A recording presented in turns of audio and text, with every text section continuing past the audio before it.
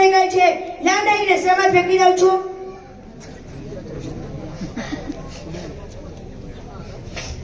આ તો બહુ શરદી થઈ ગઈ છે. લાવડાઈને રસ્તામાં આછી આછી નાક સાફ કરી દઉં. આછી આજુબાજુ કોઈ જોઈ તો નથી આવ્યું ને. આ ગુટકાનો કચરો કિસ્સામાં બહુ થઈ ગયો છે. લાવડાઈને રસ્તામાં જ ફેંકી દઉં છું. આ રંધુબારી ઘરમાં બહુ હાથ મારે છે. લાવડાઈને રસ્તામાં જ છોડી દઉં છું. આ રસ્તો ક્યાં ગયો બાપનો છે? અરે આ શાકભાજી કેવી સડી ગઈ છે. લાવ ને રસ્તામાં જતા ફેંકી દઈશ.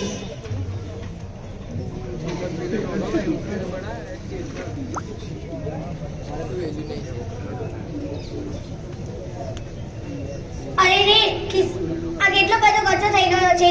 લોકો શા માટે ગંદકી કરતા હશે? ચાલો આપણે બધા સાથે મળીને રસ્તો સાફ કરી નાખીએ. ચાલો.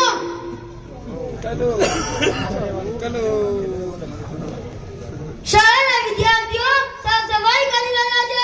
ચાલો આપણે બધા તેમની મદદ કરીએ.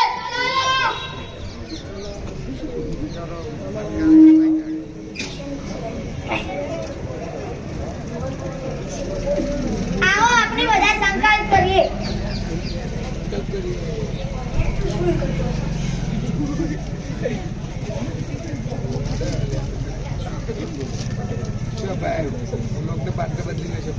આપણી જીએમ ત્યાં કચરો ફેંકવો જોઈએ નહીં.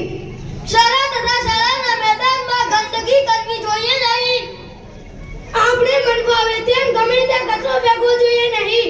કચરો કચરાપેટીમાં જ નાખવો જોઈએ. શાળા આપણી જાહેર મિલકત છે. આપણે બધા સાથે રહી તેનું જતન કરવું જોઈએ.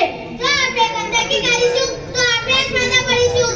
હું મારું ઘર, મજાદર ગામના શેરી તથા મહોલ્લા હંમેશા સ્વચ્છ રાખીશ તથા તેવા પ્રયત્નો કરીશ. આપણે ગમે ત્યાં કચરો કાઢવો જોઈએ નહીં. આપણે શાળા, ગામ વગેરે જગ્યાએ ગંદકી કરવી જોઈએ નહીં. હું વિદ્યાર્થી તરીકે જો કોઈ મારી સામે આવું કાર્ય કરશે તો હું તેને સસ્તાનું બહાર સમજાવીશ તથા ગંદકી દૂર